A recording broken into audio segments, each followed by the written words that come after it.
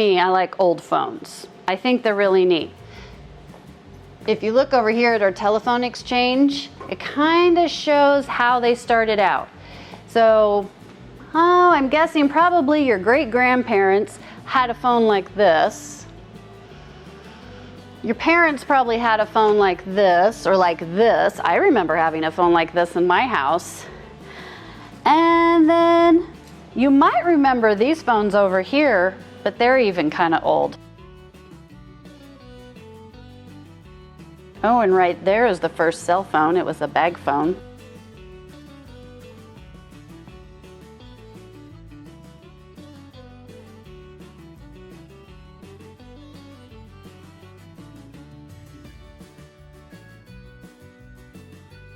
The next room is my favorite room. This is the beauty parlor. It speaks for itself.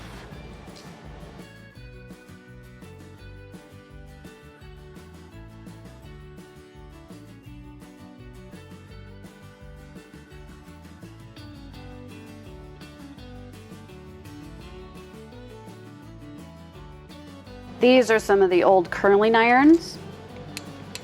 Now, notice they don't have a cord. How would you get this hot? Well, you'd have to put it on a stove. And I'll show you what kind of stove they would have put it on.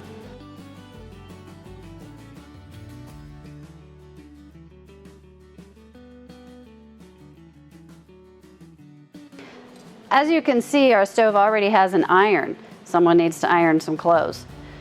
You would take that off and you would either put this on there, and then some of them they even put in hot oil, and they would dip it down into the oil that was already hot, and then they'd bring it out and you'd stick it on your hair.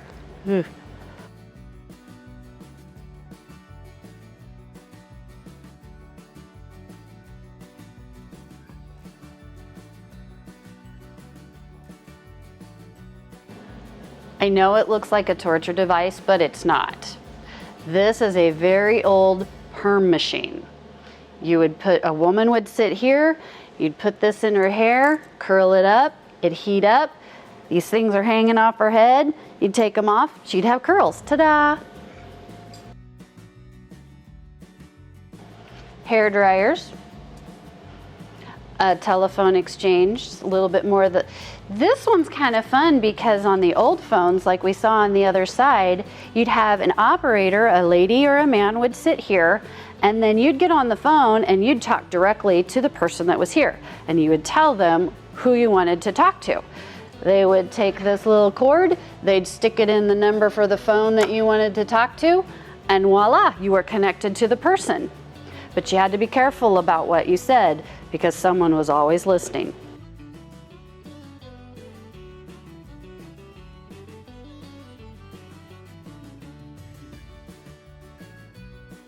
This is a little bit more of our house. This is the parents' bedroom, something kind of cool right here. I always forget about this. This, when you close it, it looks kind of like a toy box, but it's not. It's a toilet. And you only used it when you couldn't go out to the outhouse to go to the bathroom, because then you'd have to dump it later. This is the children's bedroom. This is kind of fun. We have a lot of old games that your great-grandparents probably played with, but some of them we still play with today. This little boy over here is playing with dominoes. This little girl is playing with blocks.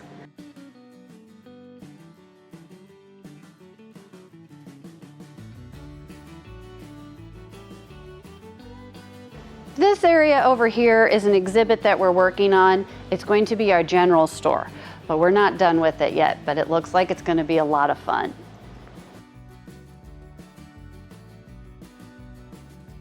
And here's the outhouse.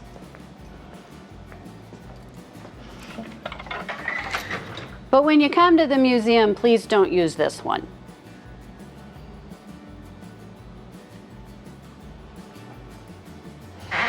It still smells like an outhouse. And somebody keeps closing it. I think it's our ghosts. This is also one of my favorite exhibits. This is our leather shop, our carpenter shop, and our blacksmith shop.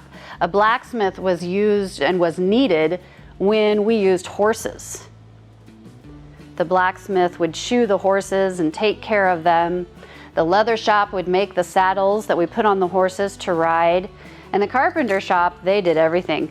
They built our houses, they built everything for our houses. This is a really fun area full of lots of old tools, but you have to be careful because some of them are very sharp. If you want to look right down over here, there's a bunch of tools on the other side. Do you want to go in there? I can unlock it.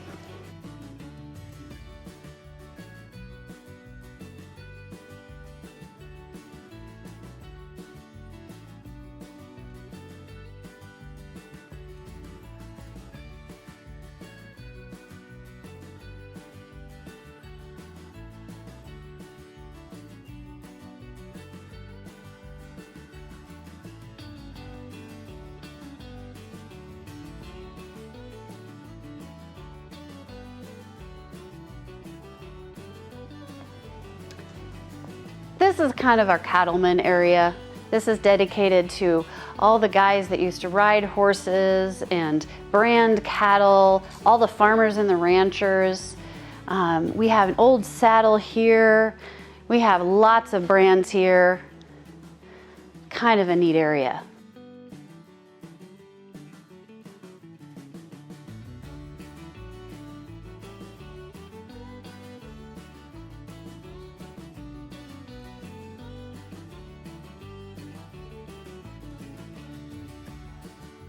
KRVN has been around for a very long time, so we have a little exhibit for KRVN as well.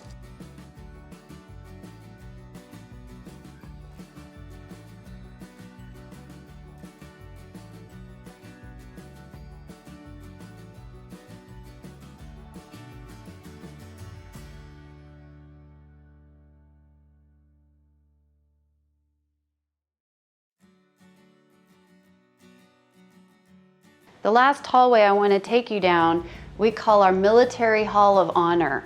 And we represent every war, every military group that people in Dawson County have been a part of.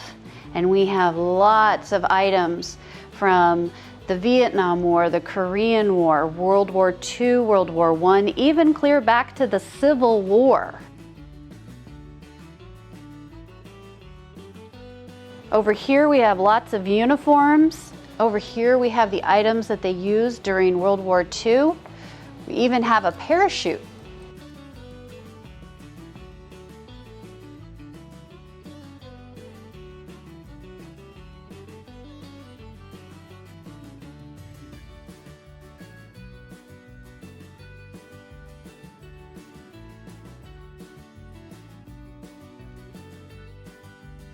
One of the items that I had a fun time going through was a gentleman's footlocker. He was in World War II, and his son, his family had kept his footlocker that had all his stuff in it from when he was in the war.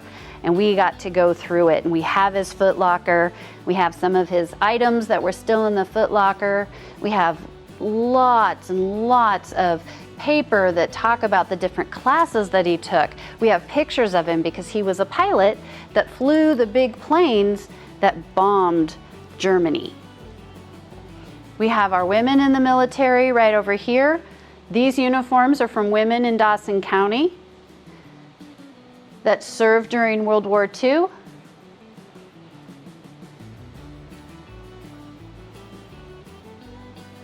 And over here, this is the Great War. We also know this as World War I, and we have lots of items from this as well.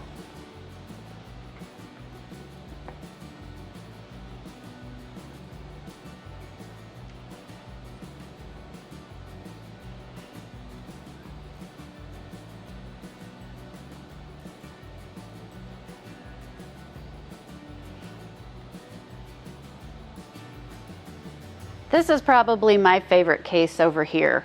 This is our Civil War case. Many, many, many people after the Civil War came to Dawson County. And this right here lists all the veterans of the Civil War who came and settled in Dawson County.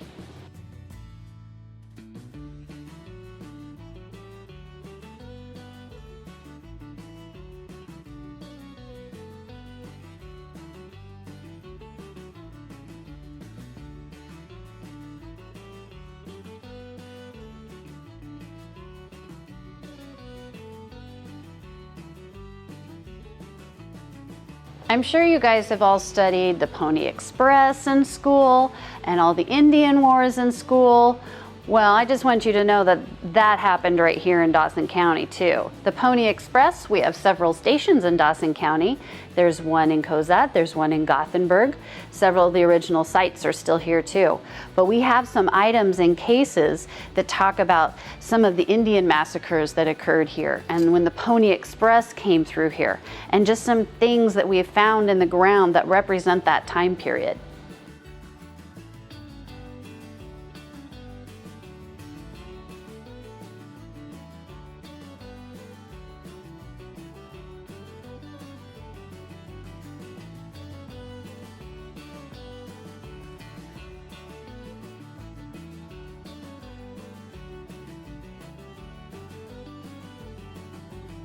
Well, that's all we got to look at today. I hope you guys come back when you can because there's so much more to see.